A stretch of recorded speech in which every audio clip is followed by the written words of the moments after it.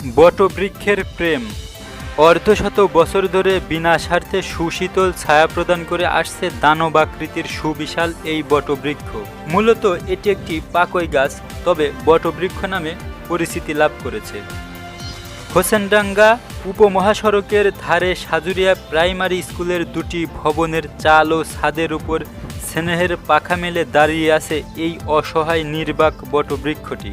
বিপরীতে রাস্তা পেরিয়েও বেশ কয়েকটি দোকান ঘরে শীতল ছায়াদানের দায়িত্বও তার উপর।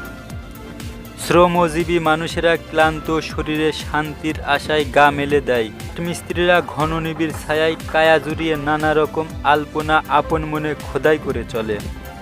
গাছটির ছাউনিতে প্রাইমারি ও উচ্চ বিদ্যালয় দুটির কোমলমতি শিশুদের শীতল ছায়াদানকারী ছাতাও। সৌন্দর্য বর্ধনকারী ঐতিহ্যবাহী বৃক্ষটি বায়ুমণ্ডলে মিশে থাকা ক্ষতিকর কার্বন ডাই অক্সাইড গ্রহণ করে বিশুদ্ধ অক্সিজেন প্রদান করে আসছে 50 বছর যাবৎ।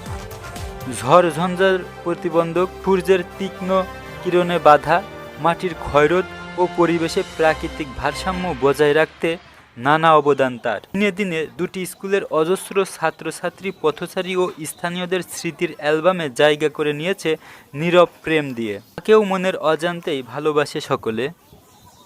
আর তাই তো তার দুর্দিনেও পাশে দাঁড়াতে চায় তার থেকে নানাভাবে উপকৃত হওয়া লোকেরা। স্থানীয় সূত্রে জানা গেছে, প্রাথমিক বিদ্যালয়ের সুউচ্চ ভবন নির্মাণে বিঘ্ন হওয়ায় কর্তন করা হবে উপকারী বৃক্ষটি। বিকল্প পন্থ অবলম্বন করে হলেও মায়াবতী বৃক্ষটি অক্ষত রাখার দাবি সকলের।